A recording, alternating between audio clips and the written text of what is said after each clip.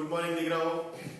ચાલો હવે આપણે થર્મોડાયનેમિક્સ જે ખરું તે પૂરું થઈ ગયું, એટલે કે ઉષ્માગતિશાસ્ત્ર જે ખરું તે ચેપ્ટર પૂરું થઈ ગયું. તો હવે આપણે નવા ચેપ્ટર પર જતા થઈએ, અને જેનું નામ છે હાઇડ્રોજન. શું છે? હાઇડ્રોજન. હેડિંગ કરેલું છે હાઇડ્રોજન. ભાઈ હાઇડ્રોજન વિશે આપણે ભણવાના. તો તમે જાણો હાઇડ્રોજન એટલે તો ખબર તમને બધાને. હાઇડ્રોજન એકદમ સાદી રચના ધરાવતો પરમાણુ, એકદમ સાદી રચના ધરાવતો, એમ કે હાઇડ્રોજન પરમાણુની સંરચના એકદમ સાદી. હાઇડ્રોજન પરમાણુની, હાઇડ્રોજન, બરાબર ધ્યાન આપજો, હાઇડ્રોજન પરમાણુની સંરચના એકદમ સાદી, સંરચના સાદી હોય છે. જાણીએ આપણે કે હાઇડ્રોજનનો સિમ્બોલ શું? તો કે હાઇડ્રોજનનો સિમ્બોલ જે ખરો તે H. સિમ્બોલ જે ખરો તે H. પણ મેં એની નીચે એવું લખેલું કે આવર્ત કોષ્ટકમાં હાઇડ્રોજનનું સ્થાન ચર્ચાસ્પદ છે. એટલે કે આવર્ત કોષ્ટકમાં હાઇડ્રોજનને કઈ જગ્યાએ મૂકો તે આપણે આપણા માટે એક પ્રશ્નાર્થ ચિહ્ન છે. પહેલા તો આપણે એ સમજીએ કે હાઇડ્રોજન જે ખરો જેની રચના જે કરી તે એકદમ સાદી, જેનો પરમાણુ ક્રમાંક જે ખરો ને, પરમાણુ ક્રમાંક, બરાબર ધ્યાન આપજો, પરમાણુ ક્રમાંક જે ખરો તે 1. પરમાણુ ક્રમાંક જે ખરો તે 1. એક જ લખતા હોય, પણ એક્ઝેક્ટ એનો પરમાણુ ભાર જો લખવો હોય ને, પરમાણુ ભાર, તો તમે લખી શકો 1.008. આવું લખેલું હશે તમારી ચોપડીની અંદર, તમે જોજો. પણ જનરલી આપણે પરમાણુ ક્રમાંક ને પરમાણુ ભારાંક જે ખરો તે આપણે કેટલો લઈએ? સરખો જ લઈએ. કેમ? તો ભાઈ પરમાણુ ક્રમાંક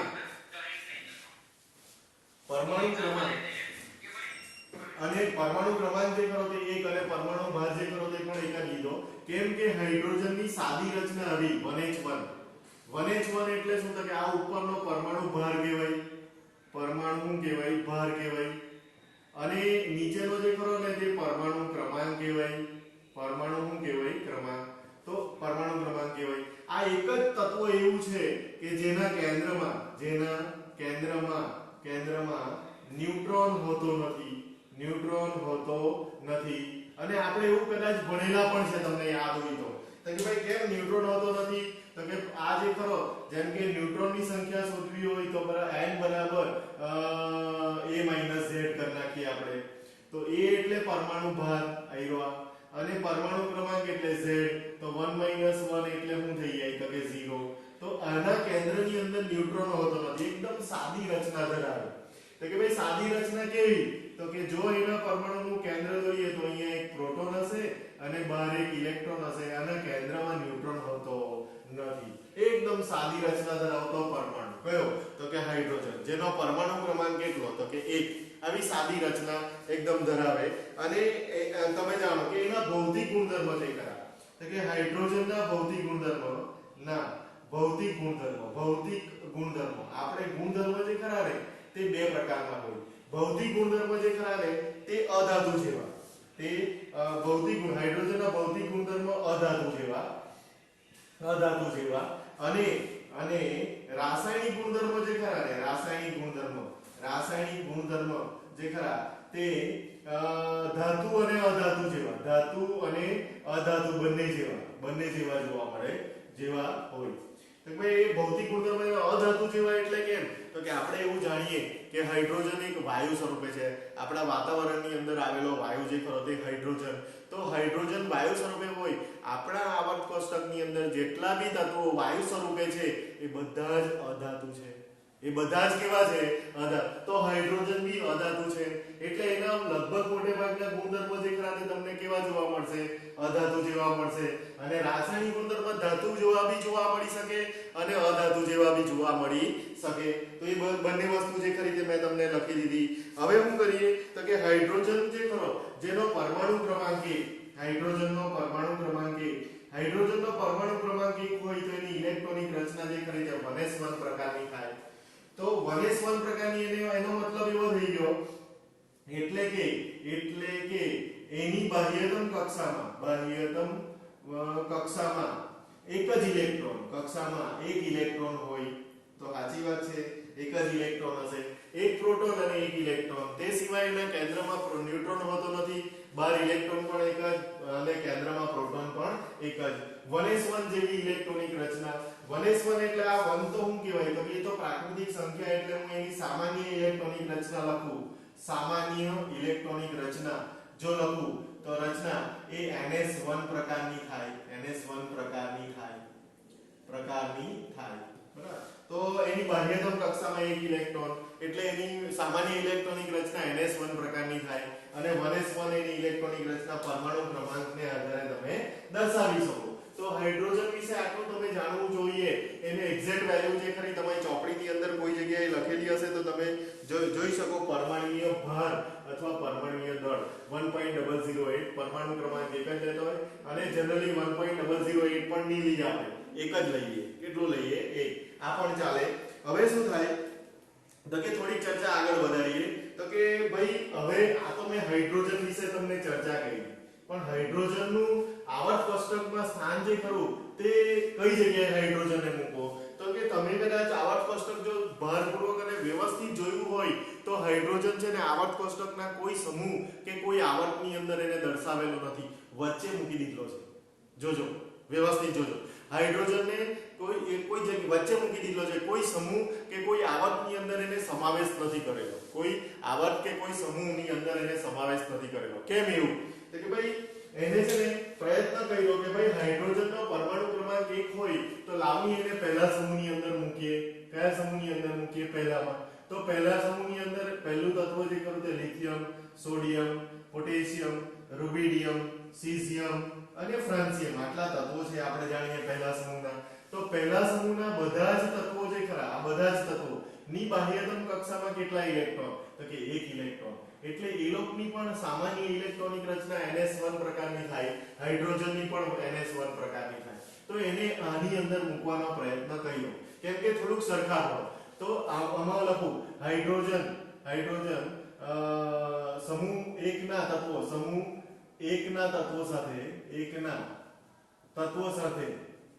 સાથે કેટલીક સામ્યતા ધરાવે। સામ્યતા એટલે શું? તો કે સામ્યતા એટલે સરખાપણું ધરાવે। તો પહેલી વાત તો કે પહેલા સમૂહની બાહ્યતમ કક્ષામાં એક જ ઇલેક્ટ્રોન આવેલો, હાઇડ્રોજનની બાહ્યતમ કક્ષામાં બી એક જ ઇલેક્ટ્રોન આવેલો બરાબર।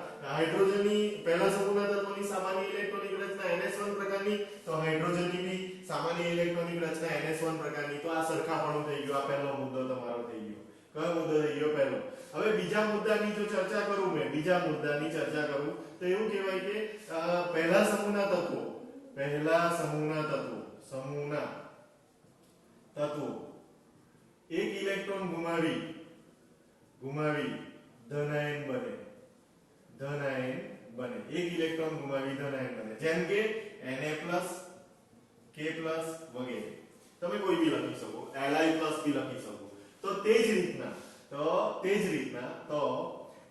રીતના હાઇડ્રોજન પણ એક ઇલેક્ટ્રોન ગુમાવી H+ આયન બનાવે।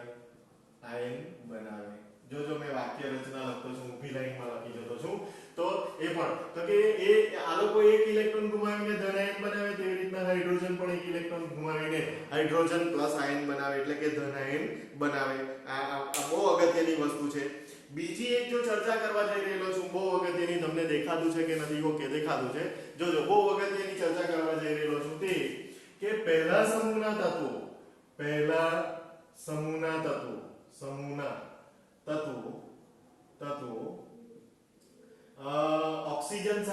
ઓક્સિજન, સલ્ફર કે હેલાઇડ જોજો હેલાઇડ સાથે ઓક્સિજન, સલ્ફર કે પછી હેલાઇડ સાથે જોડાઈને બરાબર જોજો ઓક્સાઇડ બનાવે, પેરોક્સાઇડ બનાવે કે પછી હેલાઇડ બનાવે કે પછી સલ્ફાઇડ બનાવે। તો ભાઈ ઓક્સાઇડની વાત કરીએ આપણે, ધ્યાનથી જોજો। તો ભાઈ ઓક્સાઇડની વાત કરીએ તો માનો કે પહેલા સમૂહનું તત્વ મેં લઈ લીધું Na2O, તો આ ઓક્સાઇડ થઈ ગયો। માનો કે મેં પહેલા સમૂહનું તત્વ લઈ લીધું ને પેરોક્સાઇડ બનાવે તો Na2O2। માનો કે મેં સલ્ફાઇડ લઈ લીધું, જોજો ધ્યાનથી, અલગ પેનથી બતાવું, તો પછી બને Na2S। અને માનો કે સોરી હેલાઇડ લઈ લીધું તો હું બનશે NaCl અને સલ્ફાઇડ લઈ લીધું તો બનશે Na2S આવા બનાવી શકે પહેલા સમૂહના તત્વો કે બી મૂકી શકો એની જગ્યાએ મેં તમને એક્ઝામ્પલ તરીકે એને જ લખ્યું છે તો એને જે કરો પહેલા સમૂહનું તત્વ ઓક્સિજન સાથે જોડાય ઓક્સાઇડ બનાવે ઓક્સિજન સાથે જોડાય પેરોક્સાઇડ બનાવે હેલાઇડ સાથે જોડાય હેલાઇડ બનાવે સલ્ફર સાથે જોડાય સલ્ફાઇડ બનાવે તો આવા સંયોજનો બનાવી શકે તે જ રીતના ધ્યાનથી જોજો તે જ રીતે હાઇડ્રોજન પણ ઓક્સાઇડ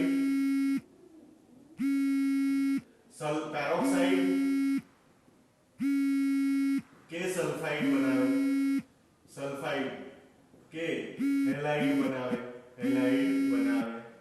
કેવી રીતના જોજો ધ્યાનથી તો કે ભાઈ જો ઓક્સાઇડ બનાવે તો પાણી બને H2O પેરોક્સાઇડ બનાવે તો H2O2 સલ્ફાઇડ બનાવે તો H2S હેલાઇડ બનાવે તો HCl જોઈ લો તમે તો એમ કહેવાય કે પહેલા સમૂહના તત્વો જે ખરા એ ઓક્સિજન સલ્ફર કે હેલાઇડ સાથે જોડાઈને ઓક્સાઇડ પેરોક્સાઇડ હેલાઇડ કે સલ્ફાઇડ સંયોજનો બનાવે તો આ ટાઈપના બનાવી શકે તો હાઇડ્રોજન પણ એવું કામ કરી શકે મતલબ એ પહેલા સમૂહના તત્વો સાથે કેટલીક બાબતે સામ્યતા ધરાવે સરખાપણું ધરાવે તો કે ભાઈ કઈ સામ્યતા ધરાવે તો સૌથી પહેલા આ તો મેં તમને હાઇડ્રોજન વિશેની ચર્ચા કરી કે હાઇડ્રોજનનો પરમાણુ ક્રમાંક 1 છે એની બાહ્યતમ કક્ષામાં 1 ઇલેક્ટ્રોન છે એની સામાન્ય ઇલેક્ટ્રોનિક રચના NS1 છે એના કેન્દ્રમાં ન્યુટ્રોન હોતો નથી એના કેન્દ્રમાં ફક્ત એક પ્રોટોન હોય અને બહાર એક ઇલેક્ટ્રોન હોય એક સાદી રચના છે ઓકે પણ સૌથી અગત્યનું તો કે હાઇડ્રોજનને જો હું પહેલા સમૂહની અંદર સમાવું પહેલા સમૂહની અંદર હાઇડ્રોજનને મૂકું તો હાઇડ્રોજન પહેલા સમૂહના તત્વો સાથે કઈ બાબતે સામ્યતા ધરાવે સરખાપણું ધરાવે તેની ચર્ચા તો કે પહેલા સમૂહના તત્વો જે ખરા તેની સામાન્ય ઇલેક્ટ્રોનિક રચના NS1 પ્રકાર તો હાઇડ્રોજનની બી NS1 પ્રકાર પહેલા સમૂહના તત્વોની બાહ્યતમ કક્ષામાં 1 ઇલેક્ટ્રોન તો હાઇડ્રોજનની બાહ્યતમ કક્ષામાં બી 1 ઇલેક્ટ્રોન પહેલા સમૂહના તત્વો 1 ઇલેક્ટ્રોન ગુમાવીને ધન આયન બનાવે જેમ કે Na+ K તો હાઇડ્રોજન પણ 1 ઇલેક્ટ્રોન ગુમાવીને H+ આયન બનાવે બરાબર પહેલા સમૂહના તત્વો ઓક્સિજન સલ્ફર કે હેલાઇડ સાથે જોડાઈને ઓક્સાઇડ પેરોક્સાઇડ સલ્ફાઇડ વગેરે સંયોજનો બનાવે તો હાઇડ્રોજન પણ તે જ રીતના ઓક્સાઇડ પેરોક્સાઇડ કે સલ્ફાઇડ કે હેલાઇડ બનાવે જેમ કે એક્ઝામ્પલ તરીકે મેં લખ્યા તો આ બાબતે આ જે બાબતો લખી એ બાબતે હાઇડ્રોજન જે કરો તે પહેલા સમૂહ સાથે સામ્યતા ધરાવે એટલે કે સરખાપણું ધરાવે બહુ અગત્યની વસ્તુ હવે મેં અહીંયા લખવાનો ધ્યાનથી તો કે હવે કઈ બાબતે હાઇડ્રોજન પહેલા સમૂહના તત્વો સાથે સામ્યતા ધરાવતો નથી એની ચર્ચા કરવાની તો કઈ બાબતે હું લખું છું જોજો ધ્યાનથી તો કે ભાઈ હાઇડ્રોજન પહેલા સમૂહના તત્વો સાથે હાઇડ્રોજન પહેલા સમૂહના તત્વો સાથે કઈ બાબતે અલગ પડે કઈ બાબતે અલગ પડે ક્વેશ્ચન માર્ક જ થઈ ગયો જોવા જઈએ તો કઈ બાબતે અલગ પડે તો કે પહેલું જ સૌથી પહેલા હું એવું લખી દઉં હાઇડ્રોજન પોતે H2 પોતે વાયુ સ્વરૂપે અધાતુ છે જ્યારે પહેલા સમૂહના બધા જ તત્વો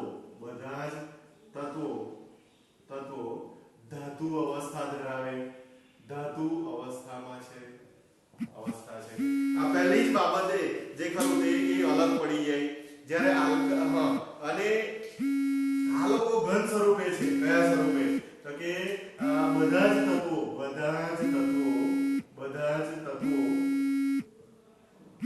ધન સ્વરૂપે છે જ્યારે હાઇડ્રોજન વાયુ સ્વરૂપે છે આ બીજો મુદ્દો તમે લખી શકો કે કઈ બાબતે અલગ પડી જાય એની ચર્ચા છે બીજું હાઇડ્રોજન પોતે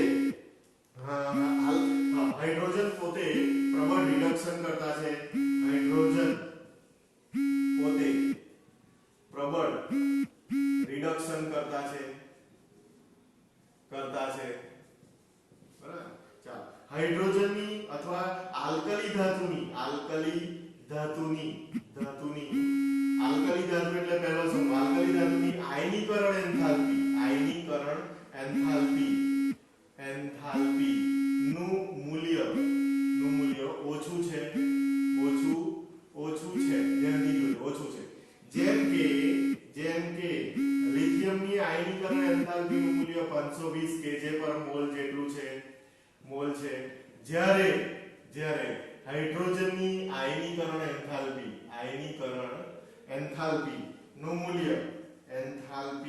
નું મૂલ્ય ખૂબ જ વધારે છે 13-12 kJ પર મોલ જેટલું છે આટલું મૂલ્ય ઊંચું જોવા મળે એટલે આયનીકરણ એન્થાલ્પી નું મૂલ્યની બાબતે પણ હાઇડ્રોજન પહેલા સમૂહના તત્વોથી કેવો થઈ જાય અલગ પડી જાય તો આ રીતના એ શું થઈ જાય અલગ પડી જાય આથી તેને પહેલા સમૂહમાં મૂકી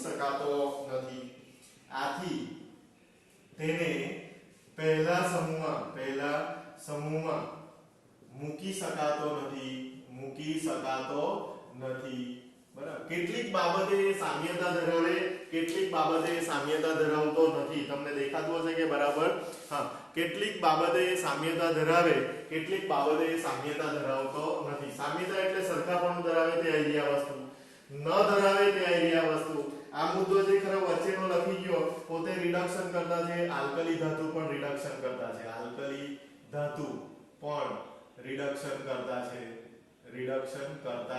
છે આ મુદ્દો જે ખરો તે તમે માંથી અહીંયા લખાઈ ગયો પણ તમે એમ કહી શકો કે આ મુદ્દો જે ખરો તે તમે પહેલામાં લખી શકો બાજુવાળામાં લખી શકો તો આ વાયુ સ્વરૂપ અસ્તિત્વ ધરાવતો હાઇડ્રોજન છે અને આવર્ત કોષ્ટકની અંદર વાયુ સ્વરૂપ જે બી અસ્તિત્વ ધરાવે તે બધા અધાતુ હોય અને પહેલા સમૂહમાં જો મૂકીએ તો પહેલા સમૂહના તત્વો જે ખરા તે બધા ધાતુ છે બધા કેવા છે ધાતુ છે બીજું પહેલા સમૂહના તત્વો જે ખરા તે બધા ઘન અવસ્થા ધરાવે હાઇડ્રોજન પોતે વાયુ અવસ્થા ધરાવે ત્રીજું પહેલા સમૂહના તત્વોની આયનીકરણ એન્થાલ્પીનું મૂલ્ય ખૂબ જ ઓછું છે જ્યારે હાઇડ્રોજનની આયનીકરણ એન્થાલ્પીનું મૂલ્ય ખૂબ જ વધારે છે જેમ કે મેં અહીંયા લખ્યું છે 13-12 કિલો તમે ચોપડીની અંદર બી આપ્યું હશે 1312 kJ પર મોલ જેટલું જ્યારે લિથિયમની આયનીકરણ એન્થાલ્પી 520 જેટલી છે તો એ બાબતે એ અલગ પડી ગઈ એટલે એને આ કેટલીક બાબતે અલગ પડતો હોવાને કારણે એને પહેલા સમૂહમાં સમાવેશ કરેલો નહીં તો હવે